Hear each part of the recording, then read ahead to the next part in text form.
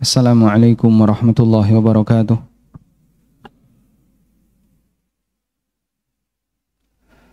Alhamdulillahi haqqa hamdih. Wa ashhadu an la ilaha illallah wahdahu la syarika lah ta'ziman limajdih. Wa ashhadu anna Muhammadan abduhu wa rasuluh. Salawatu rabbi wa salamu alaihi wa ala alihi wa ashabihi wa man sara ala nahjih wastanna bisunnatih ila yaumiddin. Alhamdulillah, puji syukur kita haturkan kehadirat Allah Subhanahu wa ta'ala. Allah jadikan kita sebagai hambanya yang muslim, hamba yang mau melakukan ketaatan kepada Allah Subhanahu wa ta'ala sesuai dengan bimbingan yang diberikan oleh Nabi yang terakhir, Nabi Muhammad sallallahu alaihi wasallam. Dan setelah kita memahami bahwa ibadah kita akan dihisab oleh Allah, baik bagian yang lahir maupun yang batin, maka kita berusaha memperbaiki dalam sholat yang kita kerjakan, tidak hanya sebatas bagaimana lahiriahnya sesuai sunnah, namun juga batinnya kita upayakan sesuai sunnah. Dan batin sesuai sunnah artinya kita belajar bagaimana cara khusyuk yang benar dalam melaksanakan sholat. Dan jamaah dimakan Allah Ta'ala, tradisi belajar yang dilakukan oleh kaum muslimin ini menjaga kualitas nilai agamanya bagi masyarakat. Maksudnya begini, dalam sejarah agama manusia ada beberapa agama yang dia tidak bisa mempertahankan argumen ilmiahnya sehingga ditinggalkan oleh pengikutnya. Bahkan banyak di antara mereka yang kehilangan faktor kepercayaan. Ada sebagian survei yang menyebutkan dengan semaraknya kajian online, sehingga banyak sekali kaum muslimin yang dia melakukan kajian online, dan di saat yang sama di agama yang lain tokoh-tokohnya juga menyampaikan kajian secara online, justru menyebabkan banyak sekali di antara pengikutnya yang mundur. Mereka kehilangan kepercayaan kepada agamanya. Kenapa? Karena banyak penjelasan mereka itu yang tidak bisa dipertanggungjawabkan secara ilmiah. Sehingga banyak di antara pernyataan mereka sifatnya hanya klaim, doktrin, tapi tidak punya bukti. Salah satu ayat yang tadi dibaca oleh imam memberikan kita pelajaran yang penting. Tadi imam baca surat apa, Pak? Al-Fatihah. Baca surat Al-Baqarah. Baik. Di antara ayat yang dibaca oleh imam, beliau membaca firman Allah Ta'ala berkaitan dengan klaimnya Yahudi dan Nasrani. Wa qalu la yadkhulal jannata illa man kana hudan aw nasara. Mereka mengatakan orang tidak bisa masuk surga kecuali yang menjadi Yahudi atau Nasrani. Apa kata Allah? Tilka amaniyuhum. Itu cuma angan-angan kosong mereka. Qul, katakan wahai Muhammad, hatu burhanakum. Tunjukkan buktinya. Mereka tidak punya bukti. Qul hatu burhanakum in kuntum shadiqin. Tunjukkan buktinya kalau kalian adalah orang yang benar. Sehingga ketika agama itu tidak bisa, tokoh agama itu tidak bisa menjelaskan argumentasi ilmiah agamanya, maka agama itu ditinggalkan. Anda bisa tunjuk negara mana yang mayoritas beragama Yahudi atau Nasrani? Anggaplah Eropa. Dominan masyarakat Eropa. Mungkin secara resmi mereka beragama tertentu, ahli kitab. Tapi realnya apa, Pak? Ateis. Sehingga sebenarnya mereka sendiri nggak suka dengan agama itu. Mereka tinggalkan gereja jadi sepi, sinagog juga sepi, banyak sekali tempat-tempat ibadah yang sepi. Meskipun masyarakat dianggap dominan beragama ahli kitab, tapi sebenarnya banyak di antara mereka yang sebenarnya ateis. Sebab mereka tidak punya alasan yang ilmiah. Saya kenapa harus beragama? Dalam agama kan kita tidak dapat dunia. Dalam beragama kita nggak dapat dunia. Tidak untung secara materi. Maka harus ada manfaat yang kedua. Sesuatu manfaat yang kedua harus didapatkan. Secara logika, ketika mereka nggak dapat penjelasan itu secara ilmiah, akhirnya ditinggalkan. Namun Masya Allah, Islam ini satu-satunya agama yang tokohnya bisa mempertahankan argumen ilmiah agamanya. Dengan argumen ilmiah itulah, maka penganutnya jadi loyal. Sehingga kenapa kita sholat? Kita punya argumen ilmiah, Pak. Kenapa Bapak puasa? Kita punya argumen ilmiah. Ahli kitab diperintahkan itu tidak mau dia. Saya ngapain sholat? Saya ngapain harus datang ke tempat ibadah?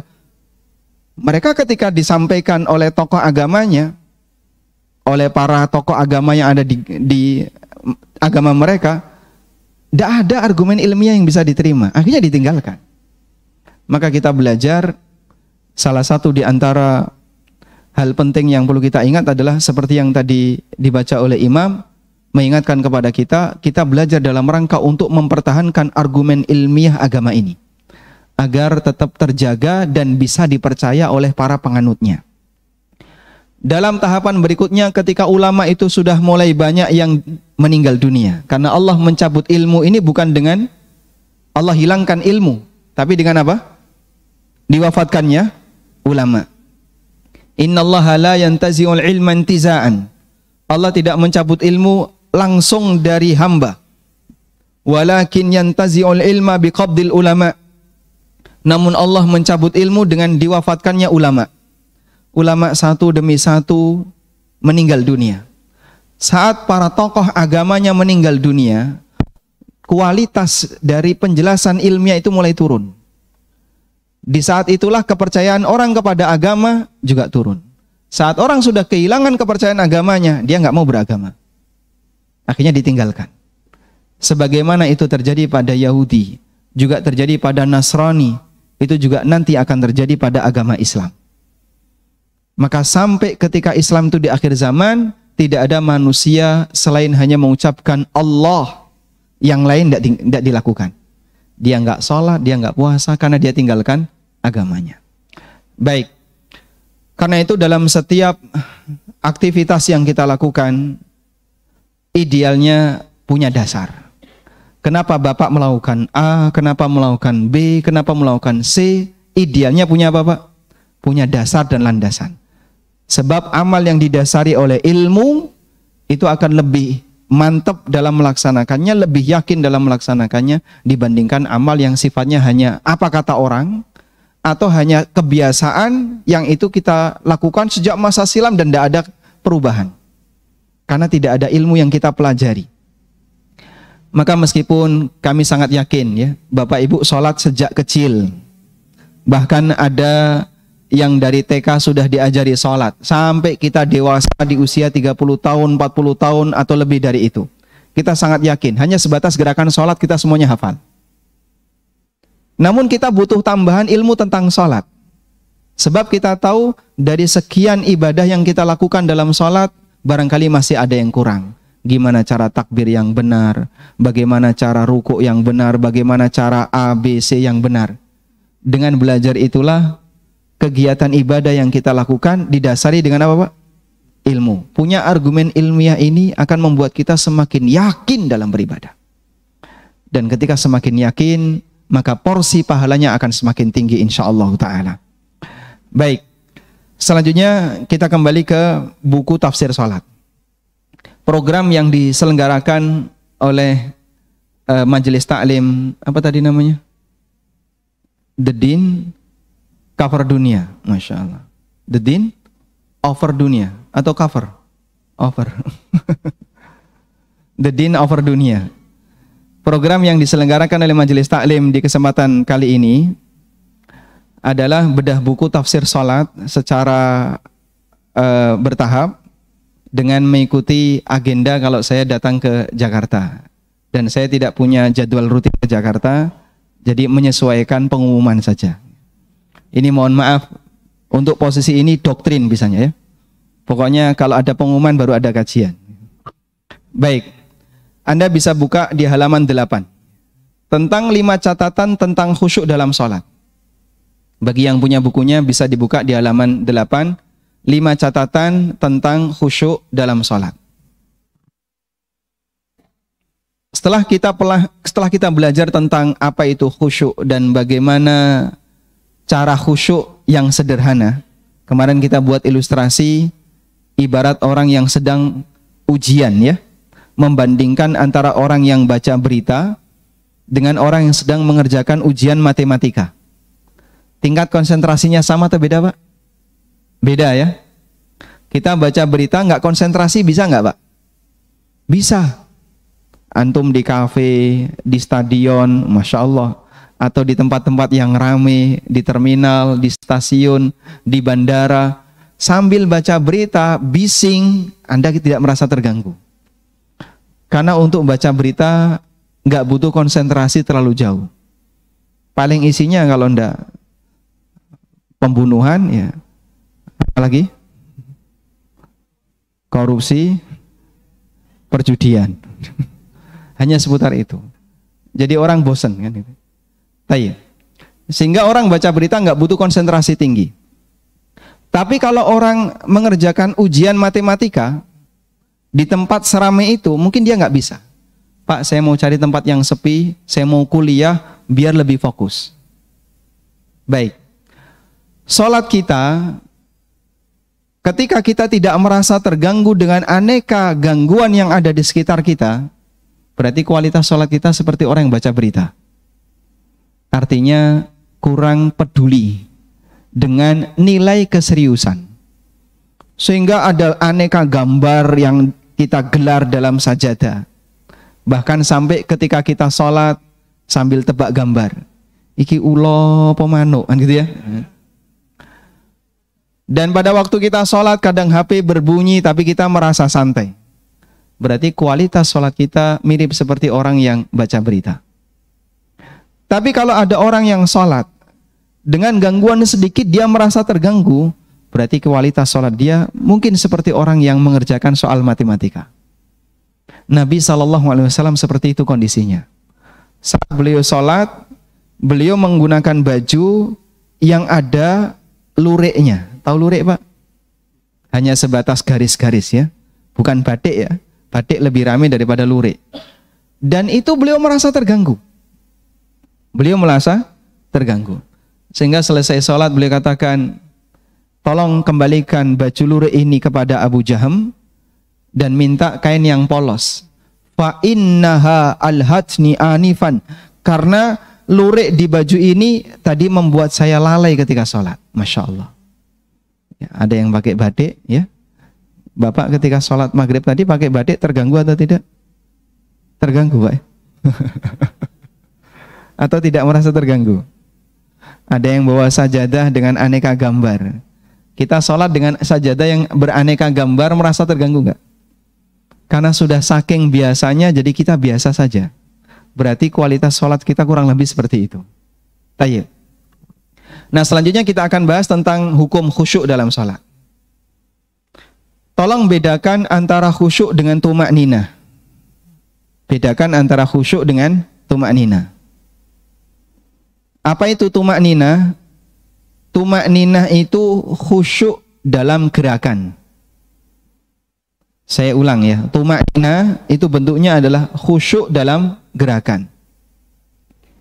Diam sejenak ketika seseorang melakukan gerakan rukun tertentu. Itu tumak ninah. Dia ruku, Allahu Akbar, dia ruku. Diam sejenak ketika ruku, ini namanya apa? Tumak ninah. Sami Allahu liman hamidah. Diam sejenak ketika berdiri, ini tumak ninah. Lalu dia sujud, diam sejenak ketika sujud, itu tumak ninah. Diam sejenak ini adalah khusyuk fisik. Dan itulah tumak ninah. Tayyib. Dan tumak ninah termasuk rukun dalam sholat. Maka seorang muslim tidak boleh ketika sholat begitu nempel sujud langsung diangkat. Allahu Akbar, Allahu Akbar, Allahu Akbar, Allahu Akbar. Kalau seperti ini yang terjadi berarti dia tidak tumak ninah. Dan kalau tidak tumak ninah, sholatnya batal. Rasulullah Sallallahu Alaihi Wasallam pernah melihat ada orang yang sholatnya cepat, lalu oleh Nabi Sallallahu Alaihi Wasallam diminta untuk mengulangi. Dan ternyata ketika diulangi sama kualitasnya seperti yang pertama, cepat juga. Beliau minta lagi untuk diulangi sampai 3 kali. Kemudian sahabat ini mengatakan, ya Rasulullah, la uhsinu ghaira dzak fa'allimni. Saya tidak bisa sholat yang lebih baik daripada ini, tolong ajari aku.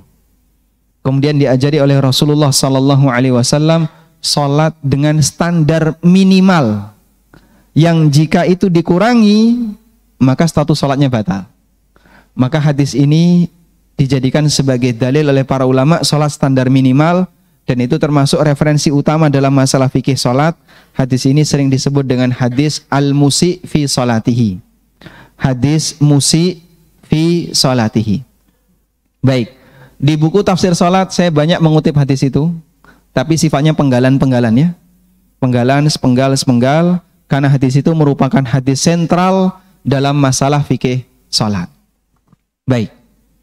Yang kedua adalah khusyuk batin. Kalau tumak nina tadi apa, Pak? Khusyuk fisik. Yang ini hukumnya apa tadi? Rukun salat. Sehingga orang kalau salatnya terlalu cepat, kita bisa nilai salat Bapak batal. Kenapa? Karena tidak tumak nina.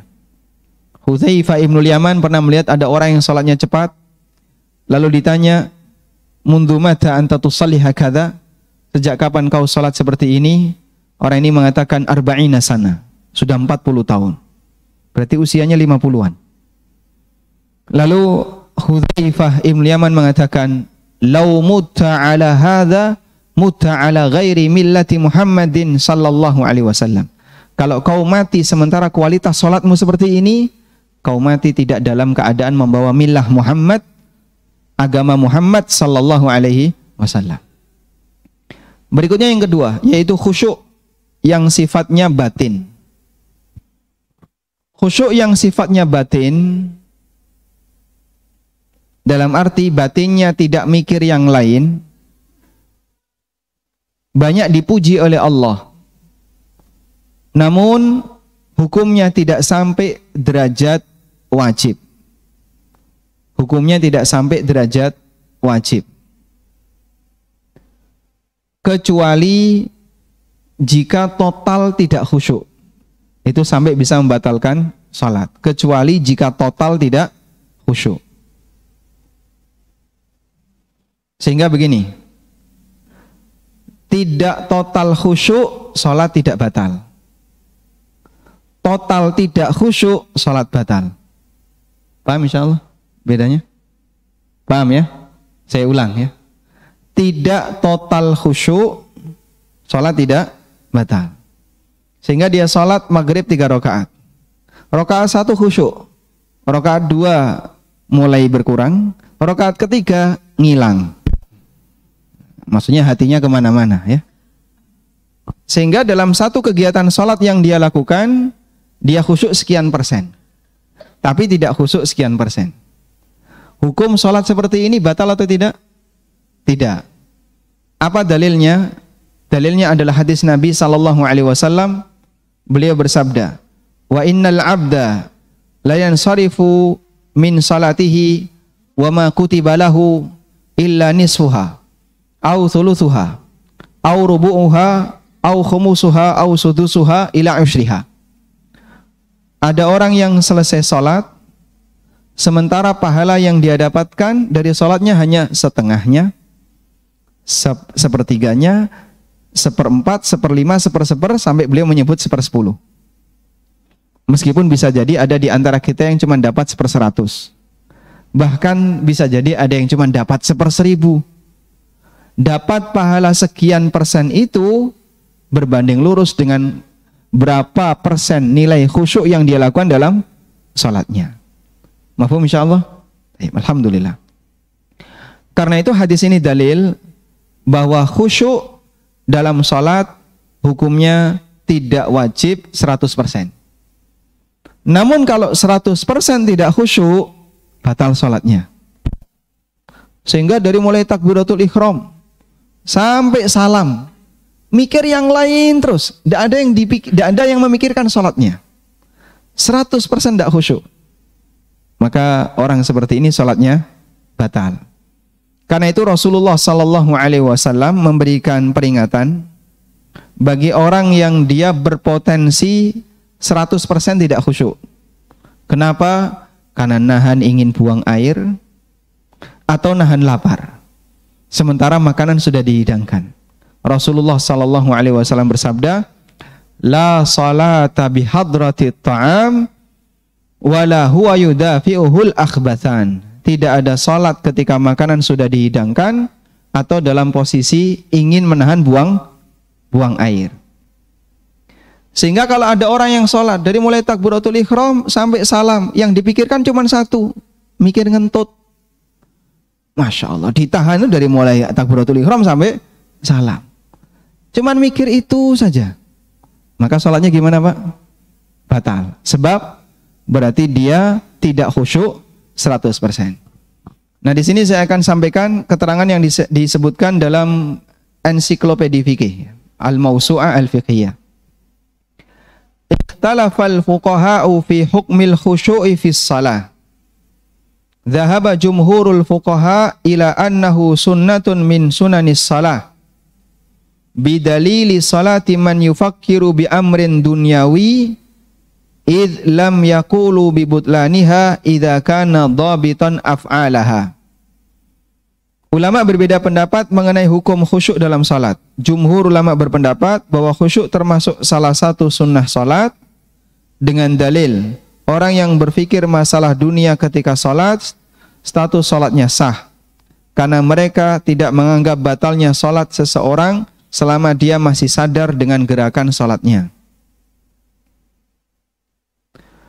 Wa dhahaba ba'du fuqaha'i kullin minal Hanafiyyah wal Malikiyyah wasy-Syafi'iyyah wal Hambali ila anna al-khusyu'a lazimun min lawazimis shalah illa annahum ikhtalafu fihi.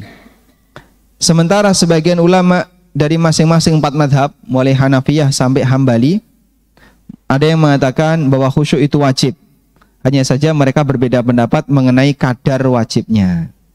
Nah, di buku saya sebutkan ada 3 pendapat ya mengenai batasan kadar wajibnya. Intinya kembali kepada 2 perbedaan tadi. 100% tidak khusyuk salatnya batal, tapi tidak khusyuk 100% salatnya tidak batal. Baik. Dari situ kita bisa membedakan 2 istilah khusyuk. Anda bisa catat ini ya. Khusyuk ada 2.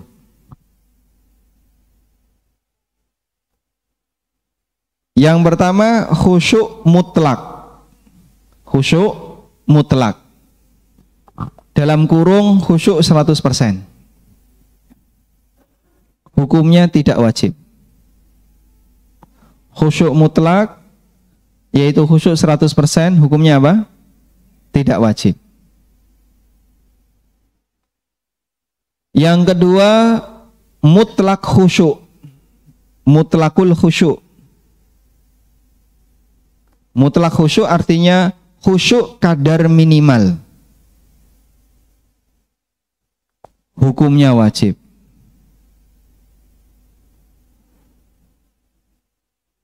Dipahami ya perbedaannya? Coba ini, kelas berapa Mas? Kelas berapa? Kelas 1 SMP, Masya Allah. Mutlak khusyuk artinya apa tadi? Barakallahu fikum. Khusyuk kadar minimal, hukumnya apa? Tidak wajib. Hukumnya wajib ya. Khusyuk kadar minimal, hukumnya wajib.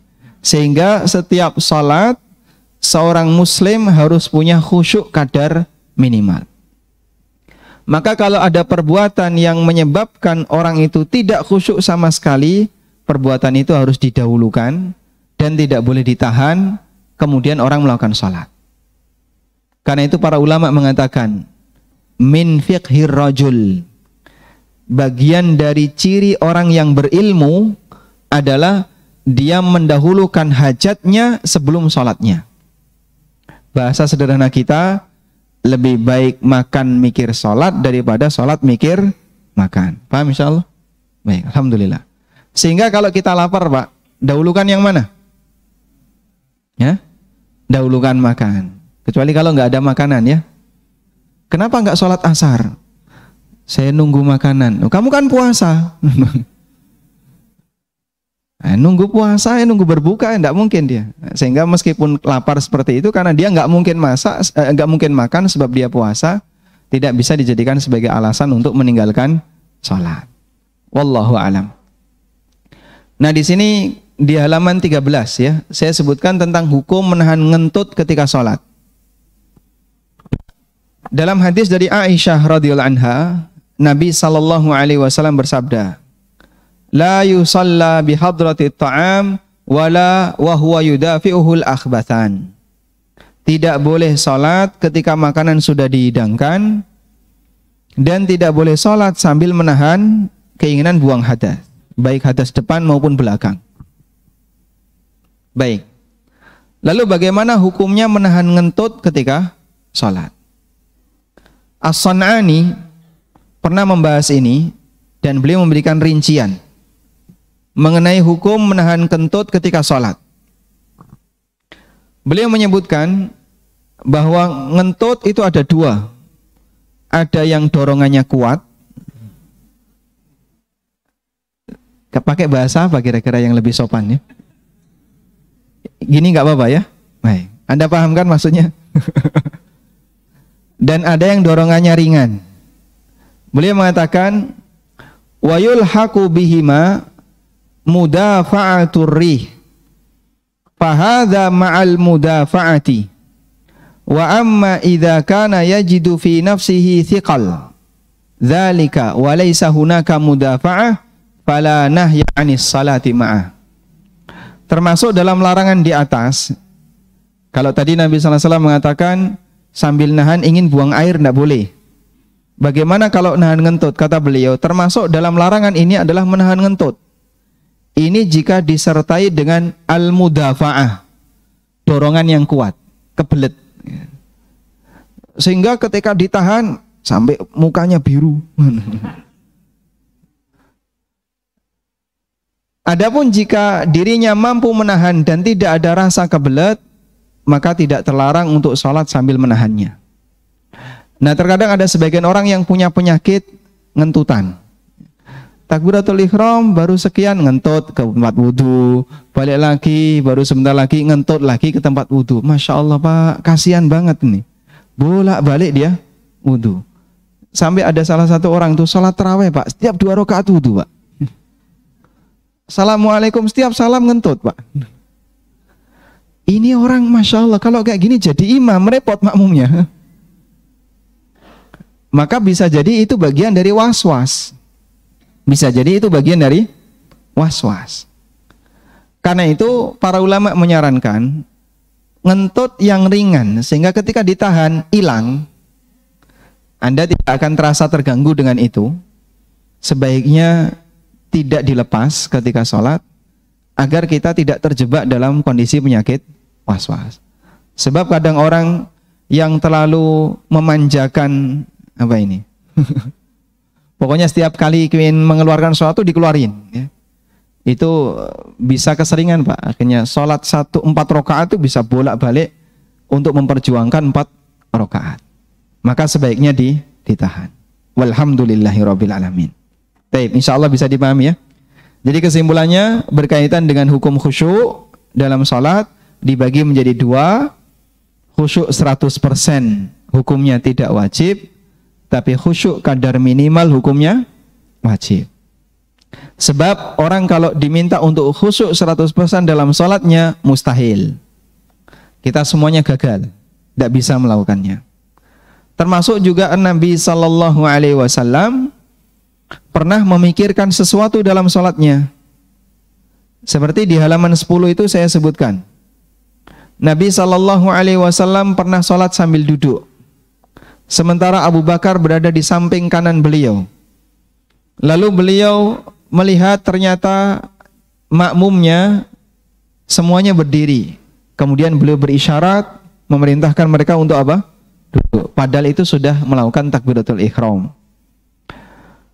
Demikian pula disebutkan dalam hadis dari Sahal bin Handalah. Beliau bercerita, pada waktu sebelum perang Hunain, Nabi Sallallahu Alaihi Wasallam mengutus seseorang untuk berjaga malam di sebuah lembah memperhatikan keadaan sasaran.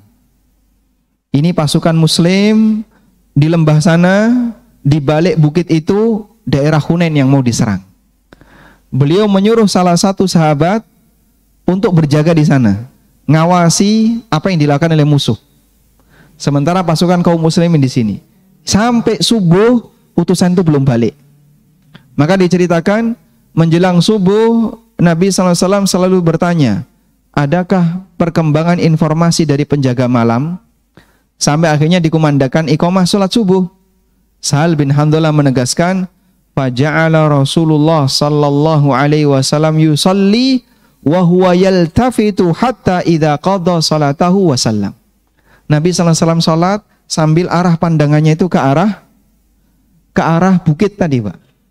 Tempat utusan yang diminta oleh Nabi SAW untuk berjaga. Tapi tidak sampai membelakangi kiblat atau ke arah yang lain. Jadi fisiknya, anggap depan saya ini kiblat ya.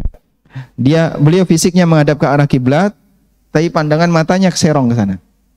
Bisa serong ke kanan atau ke kiri. Yang jelas pandangan matanya serong dan tidak lurus ke arah kiblat. Berarti beliau sholat sambil memikirkan apa? Kehadiran utusan. Meskipun beliau bisa khusyuk dalam posisi seperti itu. Nah, demikian pula yang diriwayatkan dari Uqbah bin Amir. Pernah sholat di belakang Nabi SAW. Tiba-tiba seusai salam, Rasulullah SAW langsung bergegas pulang.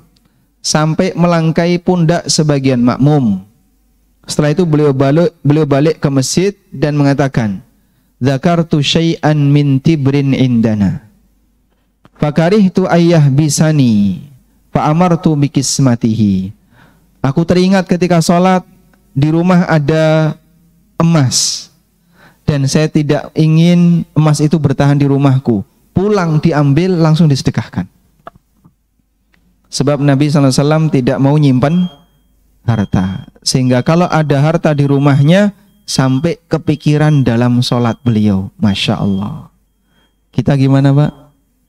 Kepikiran ya? Jangan-jangan ada yang maling. Beliau tidak kepikiran karena pingin segera disedekahkan. Kita sholat dulu ya. Baik. Demikian untuk sesi yang pertama.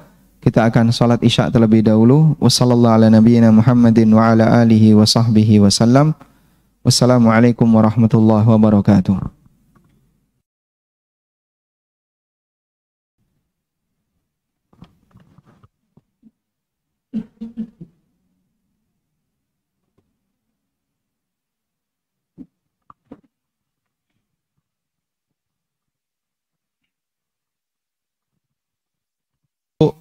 Dalam sholat, kami sebutkan di sini antara khusyuk mukmin dengan khusyuk munafik. Khusyuk yang jujur dan khusyuk yang tidak jujur. Di antara fenomena yang terjadi di tengah penganut orang-orang yang dia ketika beribadah tidak sesuai panduan Nabi SAW, lebih menggunakan dzauq. Dzauq itu perasaan. Rasanya kok nyaman dilakukan. Kalau nggak nyaman tidak dilakukan. Sehingga standar ibadahnya pakai apa? Pakai dzauq, pakai perasaan. Terkadang mereka melakukan khusyuk tapi khusyuk gaya munafik. Ini diingatkan oleh sahabat Hudzaifah Ibnul Yaman radhiyallahu anhu. Beliau mengingatkan fenomena semacam ini. Beliau mengatakan, "Iyyakum wa khusyu'an nifaq." Faqila lahu, hati-hati kalian dari khusyuk munafik. Lalu ada orang yang bertanya kepada beliau, "Wa ma khusyu'un nifaq?" Apa yang dimaksud dengan khusyuk munafik? Qala, Hudzaifah mengatakan, "Antaral jasada khashi'an wal qalbu laisa bi khashi'." Fisiknya kelihatan khusyuk, padahal hatinya lari kemana-mana. Hatinya tidak khusyuk. Sehingga kadang ada orang yang salat, dia itu seperti menggetarkan tangannya. Nah, tangannya digetar-getarkan. Atau dia ketika salat sambil mantuk-mantuk. Barangkali paham dengan apa yang dibaca oleh imam. Oh ya, gitu ya. Sehingga dia salat menampakkan seperti suasana khusyuk lahiriah, padahal batinnya tidak khusyuk. Khusyuk semacam ini disebut oleh Hudzaifah sebagai khusyuk munafik. Khusyuk nifak atau khusyuk munafik adalah khusyuk yang dibuat-buat. Sementara batinnya tidak menunjukkan rasa khusyuk. Karena dia nggak ngerti dengan apa yang dia baca. Imam baca apa, dia nggak ngerti. Bacaan dalam sholat dia juga nggak ngerti. Sehingga batinnya kelihatan, fisiknya kelihatan khusyuk, tapi batinnya tidak khusyuk. Tayyib. Sementara khusyuk iman, khusyuk orang yang mukmin adalah khusyuk yang timbul karena pengagungan hamba kepada Allah. Sehingga hatinya dipenuhi dengan rasa takut dan rasa malu di hadapan Allah Subhanahu wa taala. Maka ketakutan dalam batinnya itu sampai tergambar dalam jasadnya. Sehingga sebenarnya keindahan fisik itu sebenarnya sumbernya dari mana, Pak? Dari batin. Maka orang terlihat khusyuk fisiknya, terlihat bagus salatnya karena batinnya bagus. Sebab hati itu raja, sedangkan anggota badan adalah pasukannya. Nabi SAW bersabda, "Inna fil jasadi mudghah, idza saluhat saluhal jasadu kullu, wa idza fasadat fasadal jasadu kullu." Dalam diri seorang hamba ada segumpal darah, kalau baik-baik semua, kalau jahat-jahat semua. Apa itu, Pak? Al-qalb. Abu Hurairah radhiyallahu anhu ketika menerjemahkan hadis ini, beliau mengatakan, "Al-qalbu malikun wal a'dha'u junuduhu." Hati itu adalah raja, sedangkan anggota badan kita adalah pasukannya. Sehingga kadang ada orang yang dia nunduk, pandangannya nunduk, tapi batinnya morat-marit kemana-mana. Maka seharusnya fisik itu dikendalikan oleh batin seorang hamba. Ada keterangan yang disampaikan oleh Ibnul Qayyim dalam kitab beliau Ar-Ruh. Beliau mengatakan, "Wal farqu baina khusyu'il iman wa khusyu'in nifaq. Anna khusyu'al imani huwa khusyu'ul qalbi lillahi bitta'zim wal ijlal wal waqar wal mahabah wal haya." Khusyuk iman adalah khusyuk batin karena mengagungkan Allah. Khusyuk yang timbul karena mengagungkan Allah, memuliakan Allah, memiliki rasa malu di hadapan Allah, dan perasaannya dipenuhi dengan mengagungkan Allah Subhanahu wa taala. Sehingga orang mukmin yang khusyuk perasaannya dipenuhi dengan rasa takut, cinta, dan rasa malu kepada Allah. Lalu beliau menyebutkan, kapan seorang hamba bisa melakukan seperti ini? Saat dia beribadah, sementara dia menghadirkan kesadaran betapa banyak nikmat yang Allah berikan ke kita, namun betapa seringnya kemaksiatan kita kepadanya. Jadi kita merasa malu di hadapan Allah Subhanahu wa taala. Orang kalau sholat sambil diiringi dengan situasi batin semacam ini, dia tidak akan merasa kalau sholatnya sudah sampai mengantarkan dia ke surga. Karena mungkin dalam batinnya dia mengatakan, belum tentu sholatku ini bisa menghapus dosa-dosaku. Belum tentu sholatku ini bisa menghilangkan kesalahanku. Terlalu banyak nikmat yang Allah berikan dan banyak pula maksiat yang aku lakukan. Maka dia tidak akan ujub dengan apa, Pak? Tidak akan ujub dengan ibadahnya.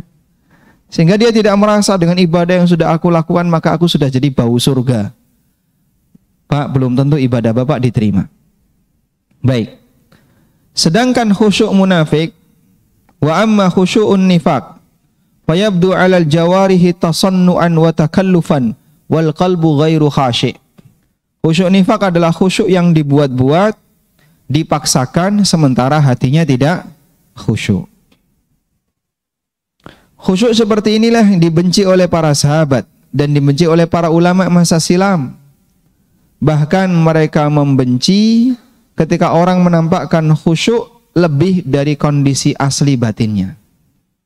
Sehingga seperti tadi ya, tangannya digetar-getarkan ya. Kemudian mantuk-mantuk kepalanya nganggut-nganggut, atau at-tabaki ya. Dibuat-buat nangis. Kemudian nyedat-nyedat apa Pak? Ingus ya. Padahal nggak ingusan. Tapi ditambah-tambahkan seperti itu.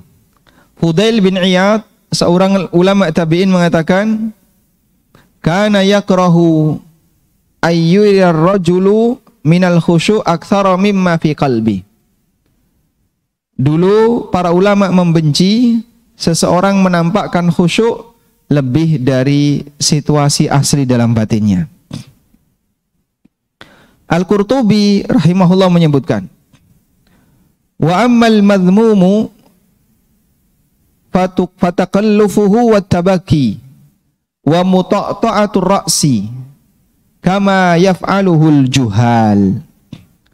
Adapun khusyuk yang tercela adalah khusyuk yang dibuat-buat, berpura-pura menangis, kepalanya ditunduk-tundukkan seperti yang umumnya dilakukan oleh orang-orang yang bodoh, agar kelihatan baik dan mulia, dan itu sebenarnya adalah tipuan setan min nafsil insan wa taswilun min nafsil insan, dan godaan dalam jiwa hamba. Baik, yang barangkali merasa nggak khusyuk karena sandalnya kehujanan, mungkin diamanin dulu Pak. Ya, bisa ganggu kan gitu. Fisiknya ada di dalam masjid tapi batinnya di sandalnya, sepatu ya. Nggak apa-apa, basah nggak apa-apa. Tawakal Allah ya. Rusak beli lagi. Alhamdulillah. Tayyib. Oleh karena itu jamaah, ada praktek yang dikritik oleh para ulama, karena ini termasuk di antara bentuk tasonnu'an fil khusyuk, dipaksakan dalam khusyuk. Apa itu? Meletakkan tangan pada waktu sedekap namun tidak simetris. Kenapa tidak simetris?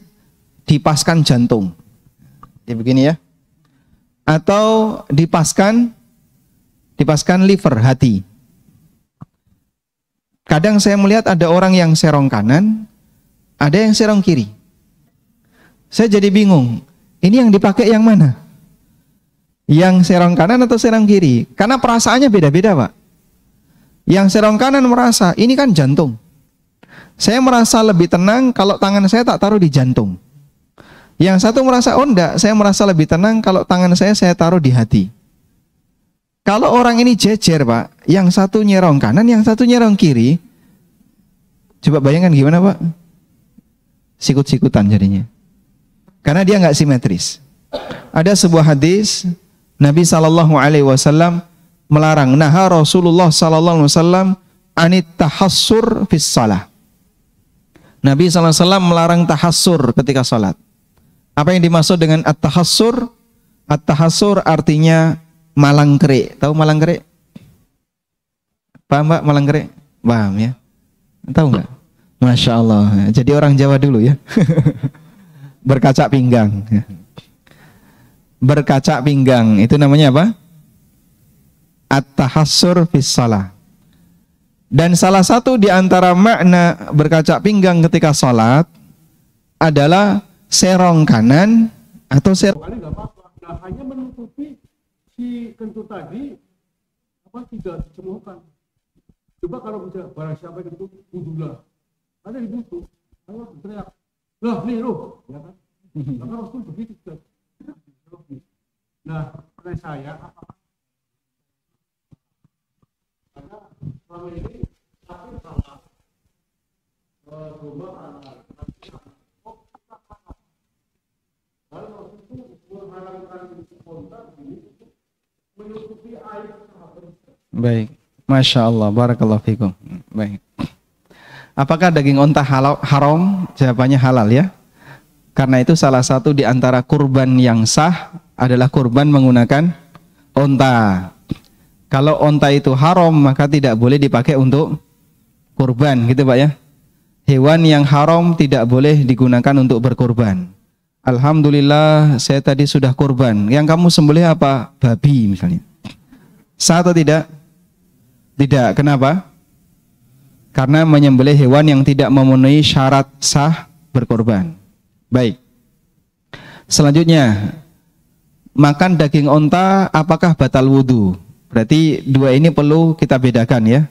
Makan daging onta halal ataukah haram? Jawabannya halal dengan ijma' kaum muslimin. Apakah makan daging onta itu batal wudu atau tidak? Sekarang kita bahas. Sababul wurud yang Bapak ceritakan, sampai sekarang saya belum menjumpai teks Arabnya. Sampai sekarang. Meskipun saya sudah mendengarkan ini sudah sangat lama, tapi sampai sekarang saya cari-cari sababul wurud dengan cerita seperti ini ada atau betul, ada atau tidak, saya tidak tahu. Cuman ada dua hadis yang barangkali bisa kita jadikan sebagai acuan. Hadis yang pertama dari sahabat Jabir, hadis sahih riwayat Muslim. Hadis yang kedua dari sahabat Al-Barra bin Azib, juga hadis yang sahih riwayat Abu Dawud, At-Tirmidzi dan yang lainnya.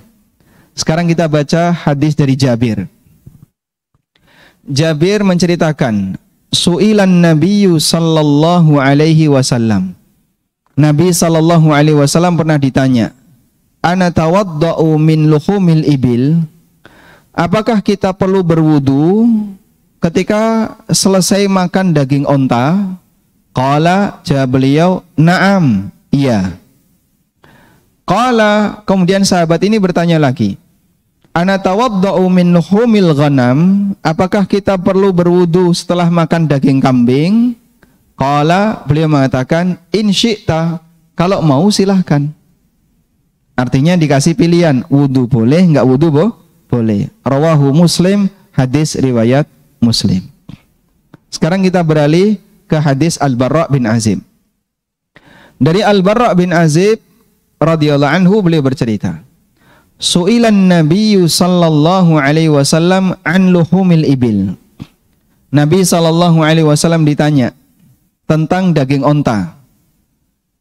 Qala tawadda'u minha. Beliau bersabda, berwudulah karena makan daging onta.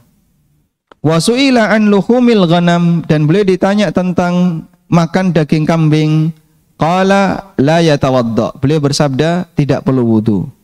Hadis riwayat Abu Dawud, At-Tirmidzi dan dinilai sahih oleh Ishaq bin Rahuya. Baik. Berarti berdasarkan hadis ini, sababul wurud Nabi SAW menyebutkan bahwa makan daging onta hukumnya wajib wudu atau membatalkan wudu adalah apa, Pak? Pertanyaan sahabat. Sahabat tanya, kalau makan daging onta wudu enggak? Beliau bilang wudu. Kalau makan daging kambing enggak perlu wudu. Berarti sababul wurudnya apa? Pertanyaan. Bukan karena kasus orang ngentut. Sehingga orang makan daging onta tapi enggak ngentut, batal wudu atau tidak? Batal. Sebab penyebab batalnya makannya, bukan ngentutnya. Dan dalam masalah hukum Rasulullah sallallahu alaihi wasallam menjelaskan dengan tegas. Karena beliau adalah orang yang al-bayyin, fasih, orang yang jelas dalam menjelaskan, fasih dalam berbicara. Sehingga ketika Rasulullah sallallahu alaihi wasallam menjelaskan mengenai hukum makan daging onta, beliau katakan, ya tawadda, dia harus berwudu. Dari sinilah para ulama menyebutkan bahwa makan daging onta termasuk pembatal wudu, tapi untuk daging yang lain tidak batal wudu. Kok dibeda-bedakan, Pak? Yang punya syariat itu Allah, dan kita tinggal apa? Ngikuti kan gitu, Pak ya? Sehingga ini najis dan ini tidak najis. Kenapa kok ini najis, ini tidak najis? Yang punya syariat bukan kita. Kita tinggal mengikuti. Bagian ini sifatnya ikuti penjelasan sang Nabi, meskipun barangkali secara logika tidak bisa masuk. Karena ini bukan ranahnya logika. Misalnya ada sebuah cairan kimia. bau banget Pak misalnya Pak. Najis atau tidak Pak? Hand sanitizer Pak ya. Bagi sebagian orang yang dia nggak suka dengan bau etanol, digantilah metanol. Dia gunakan metanol, baunya lebih nggak karuan daripada etanol. Tapi dipakai hand sanitizer, dipasang di depan masjid. Orang-orang yang sholat jamaah sebelum masuk masjid pakai hand sanitizer itu. Ini sah atau tidak? Hukum asal cairan suci. Sampai kita punya dalil kalau itu najis. Sehingga dia benda yang suci, bisa dipakai untuk sholat. Artinya ketika tangannya ada seperti itu, dia tidak harus cuci tangan. Meskipun bau, karena sebatas bau, itu tidak najis. Memang rata-rata benda najis itu bau, tapi tidak semua yang bau najis. Naik KRL, orang pulang kerja, semuanya angkat tangan. Masya Allah. Saya bayangin, pertama kali saya naik itu Pak, dari mana ya, Manggarai ke Bogor kalau tidak salah itu. Masya Allah. Jadi karena penuhnya semuanya angkat tangan. Ini nunggu turun tangan tuh lama Pak, sampai Depok itu baru sepi ya. Najis nggak seperti itu Pak? Najis nggak? Ini orang pulang kerja Pak, seharian dia nggak mandi Pak. Mungkin dia berangkat mandinya sebelum subuh, pulang di kereta itu jam 5 sore waktu itu, jam 5-an ke atas. Bau ketiak yang seperti itu meskipun bau dipakai sholat, sah atau tidak? Sah, meskipun makruh ya.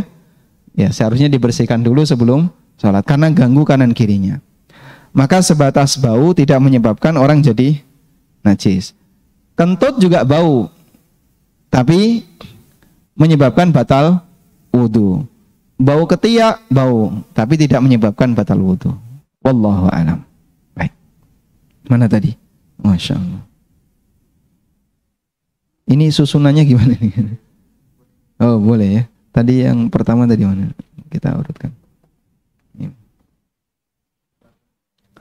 Coba kita jawab ini dulu ya. Ada pertanyaan. Assalamualaikum. Waalaikumsalam. Bagaimana sikap kita sholat di masjid sementara untuk akhwat jamaah kaki nempel, namun jamaah akhwat yang lain tidak mau nempel? Merapatkan shaf, ulama beda pendapat apakah wajib ataukah tidak. Dan kalau wajib standarnya bagaimana? Apakah harus nempel ataukah tidak? Dalam hal ini memang ada khilaf di antara para ulama. Nah kalau Anda menjumpai seperti itu, intinya satu, tidak sampai menyebabkan sholat jadi batal. Maka dalam situasi pandemi kemarin, masjidnya dibuat berjarak, softnya ya. Di sini juga, ini ya. Dan hampir semua masjid yang masih membuka sholat jamaah dibuat berjarak. Dalam posisi ini apakah sholatnya batal atau tidak? Pendapat yang kuat tidak. Meskipun merapatkan shaf menurut pendapat yang mengatakan wajib, mereka juga mengatakan tidak batal. Cuman orangnya berdosa jika nggak punya udzur. Nah, karena di situ ada udzur, maka diperbolehkan. Dan udzur itu kalau sebabnya sudah tidak ada, balik normal.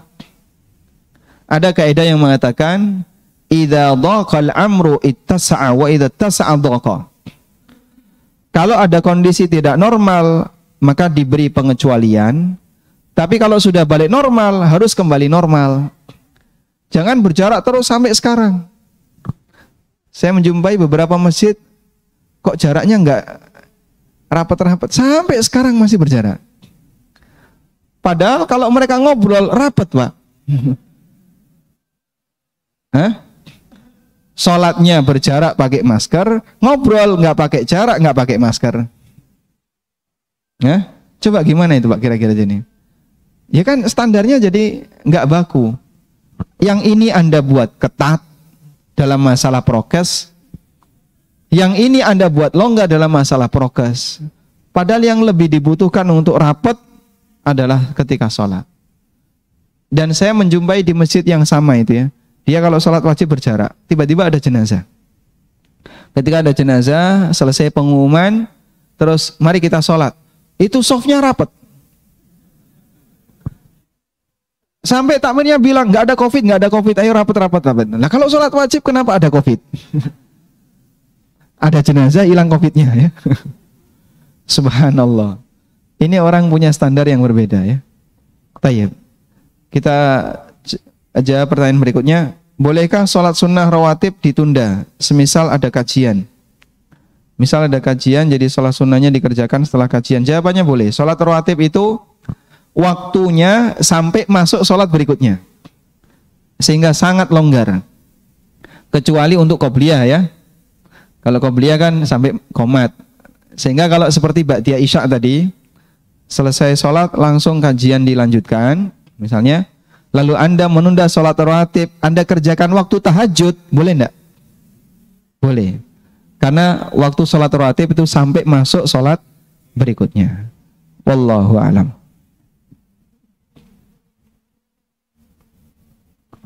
Assalamualaikum. Waalaikumsalam.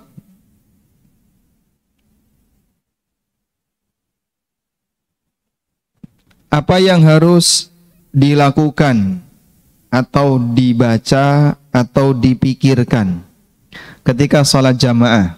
Apabila kita sudah selesai membaca rukuk, sujud, i'tidal atau duduk di antara dua sujud, sementara imam belum selesai bacaannya, sehingga imamnya belum bergerak. Anda sujud, subhana rabbiyal a'la, imamnya gak bangun-bangun. Terus ngapain? Baik, miliki kaidah ini. Tidak ada yang nganggur dalam sholat. Kaidah ya. Tidak ada yang nganggur dalam sholat. Sehingga ketika Anda sujud, selesai membaca doa sujud subhana rabbiyal a'la sekali, kok imam belum bangkit, tambah 2 kali, 3 kali, kok tetap belum bangkit, Anda tambah doa. Doa ketika sujud boleh nggak Pak? Boleh. Anda berdoa ketika sujud, kok imam nggak bangkit-bangkit, oh berarti utangnya oke itu ya. Kayaknya doanya serius ya. Bisa jadi kan gitu ya. Bapak tambahkan dengan doa. Jangan dibuang kesempatan itu sia-sia. Mumpung sedang dalam posisi sujud, silahkan memperbanyak doa atau menambah bacaan sujud. Subhana rabbiyal a'la, subhana rabbiyal a'la. Saya sudah 5 kali Pak Ustadz, kok belum bangkit-bangkit? Imamnya 100 kali kan bisa. Tapi tidak boleh ya kelamaan ya. Imamnya bisa jadi lebih, sampai 7 kali atau dia berdoa. Terutama sujud yang terakhir. Kadang lama sekali nggak bangkit-bangkit. Bapak jangan biarkan nganggur, silahkan apa? Silahkan berdoa. Sebab tidak ada yang nganggur dalam salat. Demikian pula yang berlaku bagi gerakan yang lain. Saya ruku sudah selesai baca, kok imam belum bangkit, jenengan lanjutkan, tambahi bacaan doa rukuknya. Subhana rabbiyal azim, subhana rabbiyal azim. Belum bangkit juga, subhana rabbiyal azim. Karena tidak ada yang nganggur dalam salat. Bagaimana jika di rumah saya berdua bersama anak saya, laki-laki umur 9 tahun. Masih mumayyiz. 9 tahun sudah mumayyiz ya. Terkadang anak saya masih suka lupa bacaan dalam sholat. Apakah boleh sebagai wanita mengimami, ataukah anak saya yang mengimami, atau lebih baik sholat sendiri-sendiri? Sebaiknya anak Anda disuruh jadi imam. Karena 9 tahun itu sudah cukup besar. Yang penting begini ya, yang penting begini. Dia tidak melakukan pembatal sholat. Gak tolah-toleh, gak guyon, gak ngomong. Sadar kalau ngentut itu pembatal, dia tahu. Dan dia tahu bagaimana cara wudhu. Maka insya Allah sah sebagai imam. Dan kami sarankan sebaiknya dijadikan sebagai imam. Terus minta kepada putra ibu sholatnya dikerasin. Biar ibu juga bisa mendengar. Nanti kalau ada yang salah, misalnya ruku kok membaca doa sujud, Allahu Akbar, subhana rabbiyal a'la, subhana rabbiyal. Ibunya bisa ngoreksi dengan dikeraskan, subhana rabbiyal azim, subhana rabbiyal azim. Dan sholat dengan keras hukumnya tidak dilarang. Ibnu Abbas radhiyallahu anhuma pernah beliau sholat duhur atau asar, sholat sir, tapi dibaca keras. Tujuannya sekaligus untuk pembelajaran. Wallahu a'lam.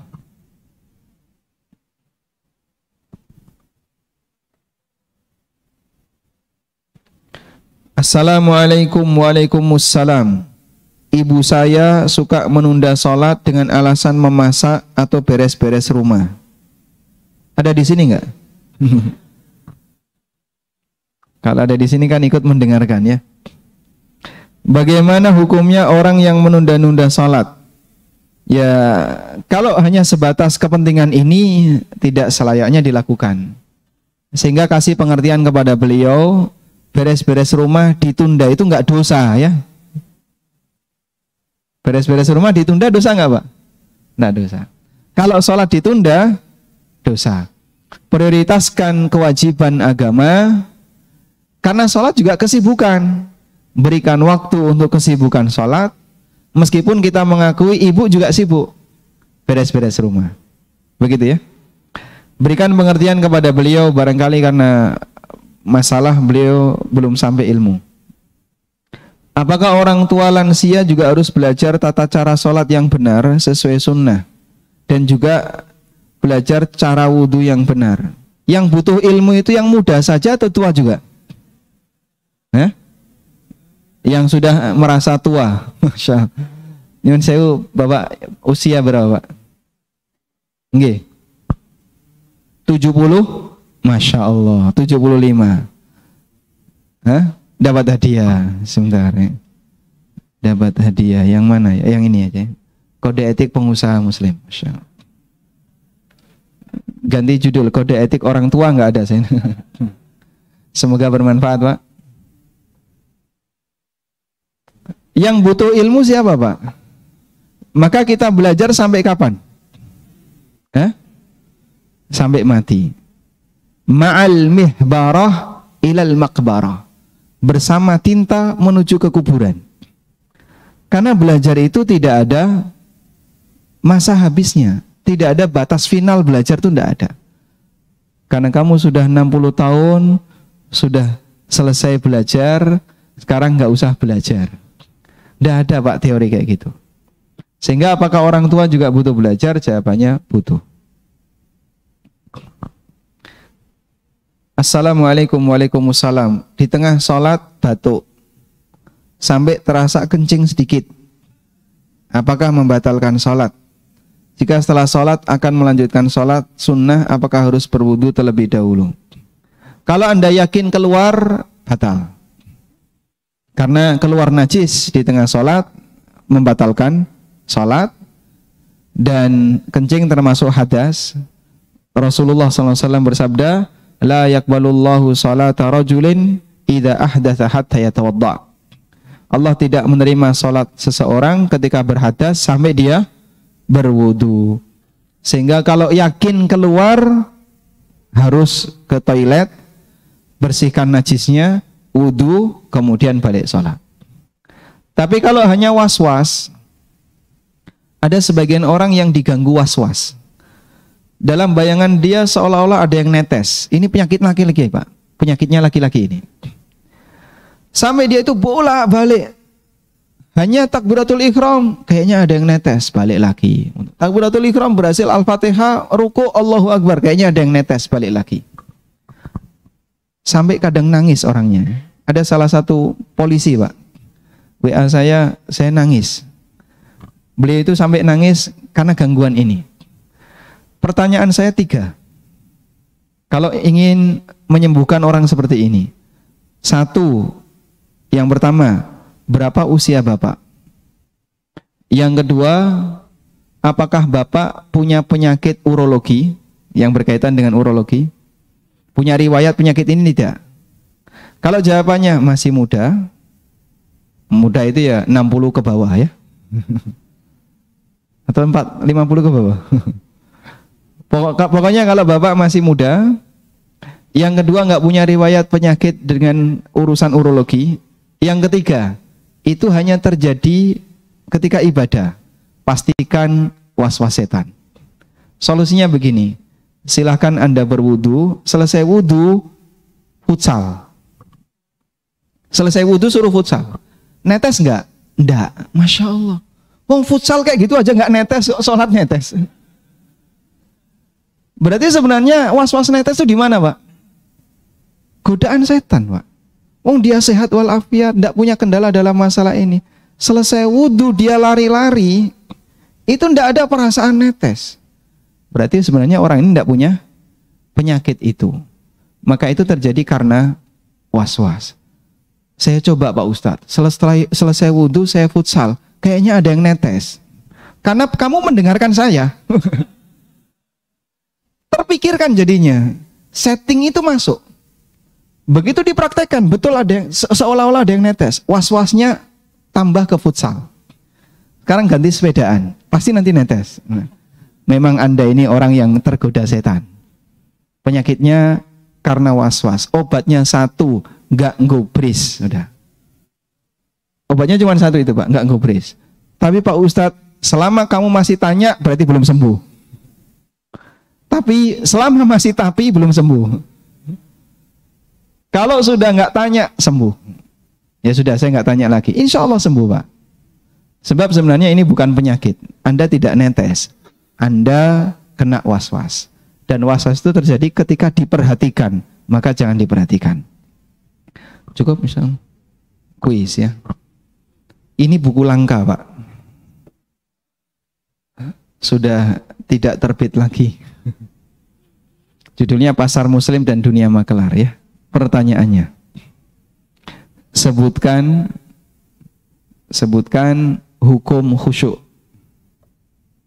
Silakan. Satu. Khusyuk yang tidak wajib bagaimana?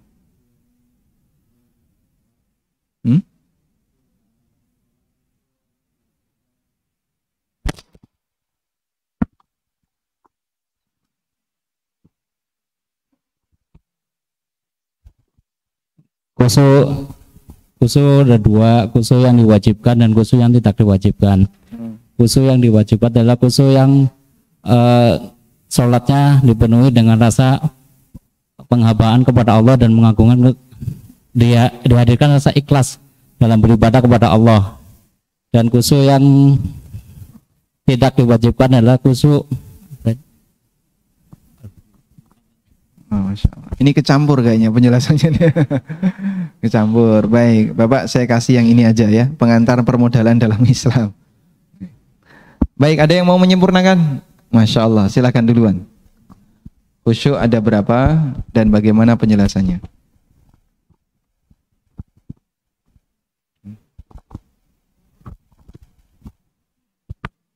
Bismillah. Assalamualaikum warahmatullahi wabarakatuh. Waalaikumsalam warahmatullahi wabarakatuh.